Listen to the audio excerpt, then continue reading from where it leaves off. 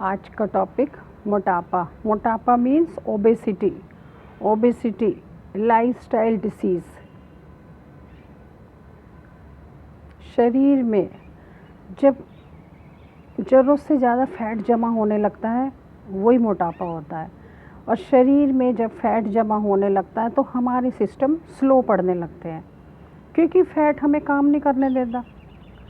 इस शरीर से हम जितना काम करेंगे उतनी एनर्जी हमें शरीर को देंगे। जितना काम कम करेंगे शरीर को फैट मिलेगा, वो हमें आगे काम करने नहीं देगा।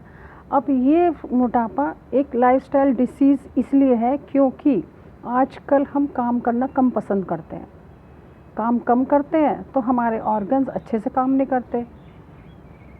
ज़्यादा देर एक जगह पर बैठे रहना, काम कम करना, आलस भरा होना, ज़्यादा नींद लेना, अपने शरीर का ध्यान न रखना। जब आलस भरा होगा क्योंकि हमारा पेट भी ख़राब होगा, पेट का सिस्टम ख़राब है तो आलस होगा, स्किन प्रॉब्लम होंगी। मोटापे से थायराइड होगा। थायराइड ग्लैंड मोटापे का ही एक बीमारी है। अगर जिसको थायराइड है तो सबसे पहले अपने थायराइड को क्योर करें, मोटापा अपने आप ठीक हो। थायराइड क्योर करने के लिए बैकवर्ड बेंडिंग कुछ आसन है, मेरी वीडियोस में आप वो देख सकते हैं, उनको करके आप थायराइड क्योर कर सकते हैं। फिर ये मोटापा, अब मोटापे के लिए देखो सबसे पहले हमें कुछ चीज़ें अपने ऊपर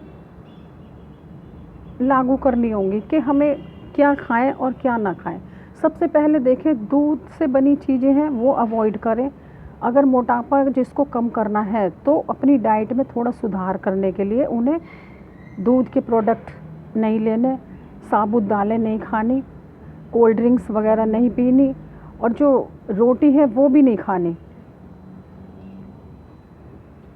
क्योंकि रोटी से भी वेट बढ़ता है। तो हमें लेना क्या है अपनी डाइट में, अगर आप 4 से 5 दिन भी फ्रूट्स जितने खा सकते खाएं, आप उसका जूस पिए, सब्जी का सूप बना के पिए या उसका भी जूस, सब्जियों को मिक्सी में ग्राइंड करें और कपड़े में छान के उसको नींबू डाल के काला नमक डाल कर पिए। क्योंकि हम जितना लिक्विड लेंगे अंदर की उतनी सफाई होगी, उतने टॉक्सिन निकलेंगे और हमारा वेट कम इसी से ही होगा। तो अपना खाना थोड़ा चेंज करेंगे। फिर ये नारियल पानी पिए, प्यास लगे तो नारियल पानी पिए, नींबू पानी पिए, उसमें नींबू पानी में हनी डालकर पिए। हनी डालकर पीने से एनर्जी भी मिलेगी और आपका वेट भी थोड़ा कम होगा, जो एक्सेस फैट होगा वो निकलेगा। तो थोड़ा लाइफस्टाइल आपको चेंज करना ही पड़ेगा। और इसमें सूर्य नमस्कार देखें, सूर्य नमस्कार आपके लिए बहुत ही ज़्यादा बेनिफिशियल है, क्योंकि सूर्य नमस्कार करने से हम उसमें 12 आसन आते, एक साइड से 12 आसन, दूसरे साइड से 12, तो कितने हो गए 24 आसन हो जाते हैं। तो इसको धीरे धीरे करें। जितना आप इसमें होल्ड करेंगे, अगर 5 की काउंटिंग में एक आसन में होल्ड करते तो सारे आसनों को 5-5 मिनट की काउंटिंग में होल्ड करें। सांस भरते हुए पीछे जाएं, 5 की काउंटिंग तक होल्ड करें, फिर सांस छोड़ते हुए नीचे आएँ, 5 की काउंटिंग तक होल्ड करें। सारे आसनों में ये ही पूरा रूल रखेंगे तो आप देखेंगे इससे आपकी बॉडी हल्की होगी, आपका फैट तो मेल्ट हो गई। अगर अर्ली मॉर्निंग आप सनसेट जब होता है उस टाइम करेंगे तो और भी ज़्यादा इफ़ेक्टिव होगा, क्योंकि सूरज की रोशनी के सामने करने से एक तो हमें एक्स्ट्रा एनर्जी मिलेगी, फिर हमारी जो बॉडी है उसका जो फैट है वो धीरे धीरे मेल्ट होगा, उसमें हमें ज़्यादा फ़ायदा होगा। तो आप योगा ये सूर्य नमस्कार करें 2-3 राउंड, जैसे भी आप धीरे धीरे उसको प्रैक्टिस में लाएं। तेज़ वॉक करें, ये आपको चीज़ें तो करनी पड़ेंगी। सुबह शाम तेज़ वॉक करें। तेज़ वॉक करने का मतलब है पूरे हाथ को खोलना, आगे वाला हाथ पूरा सीधा, पीछे वाला भी सीधा ऐसे, और दोनों पैरों को भी पूरा खोलना और बॉडी के पोस्चर को स्ट्रेट रखना। देखो जब हम स्ट्रेट बॉडी को रखते हैं तो हमारा शरीर की एक तो लेंथ बढ़ती है, लेंथ बढ़ जाती है, और खींचने से सारा सिस्टम अंदर का अपने आप ठीक होने लगता है। तो सबसे पहले पोस्चर को करेक्ट करना भी बहुत ज़रूरी है। हमारे पोस्चर भी कुछ करेक्ट नहीं होते, उससे भी दिक्कत आती है। बैठे तो स्पाइन सीधी करके बैठे, और खड़े हो तो भी अलर्ट, चेस्ट एरिया को ओपन करके है रखें, और पेट की मसल्स को हल्का सा खींच के रखें, जो पेट आगे लटके ना। साइकिलिंग करें, पीठ के बल लेट जाए, पैरों को अप डाउन ऐसे, जैसे साइकिल का पैडल ऐसे जाता है, उसको धीरे धीरे धीरे धीरे जब उसको मूव करेंगे तो आपको पता चलेगा कि पैर की मसल्स में कितना खिंचाव होता है। फिर आप वज्रासन देखो, मैं वज्रासन में बैठी हूँ, दोनों घुटनों को फोल्ड कर लें, ये सीट बन जाएगी आपकी, इस पर बैठें, स्पाइन को सीधा रखें, सर को सीधा रखें। स्पाइन हमारी सीधी होती है तो चेस्ट एरिया हमारा ओपन हो जाता है, जिससे हमारा क्या है, सांस लेना और छोड़ना वो इजी हो जाता है, ज़्यादा से ज़्यादा ऑक्सीजन जाती है, कार्बन डाइऑक्साइड भी बाहर निकल जाती है। उसके बाद भुजंगासन, पेट के बल भुजंगासन बता रखा है वीडियो में, आप देखें। शलभासन, पश्चिमोत्तानासन, पादहस्तासन। पादहस्तासन और हस्तोत्तानासन, हस्तोत्तान में अगर मैं पीछे ऊपर सीधे खींच लेती हूँ और पादहस्तासन करती हूँ, पैरों को हाथों से पैरों को टच करती हूँ, तो देखेंगे सारा पेट नीचे चला जाता है, उसमें खिंचाव होता है, तो उसका अंदर का खिंचाव होने से उसका फेल्टमेंट होगा।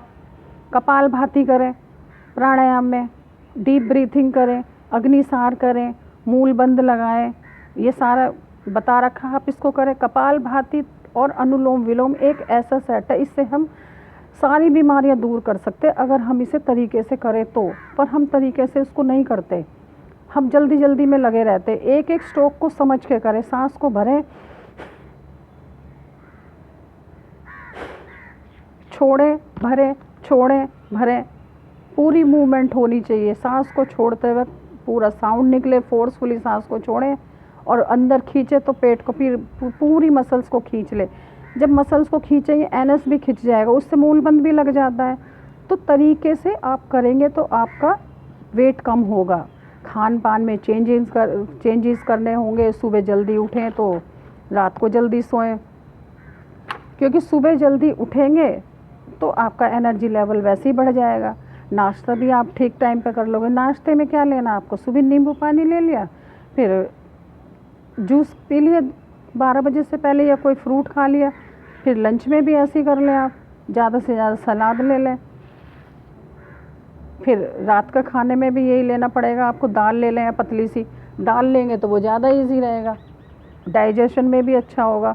मूंग की दाल को ही यूज़ करें, छिलके वाली जितनी भी चीज़ है वो हमें फाइबर देगा, पेट की स्क्रबिंग फाइबर करता है।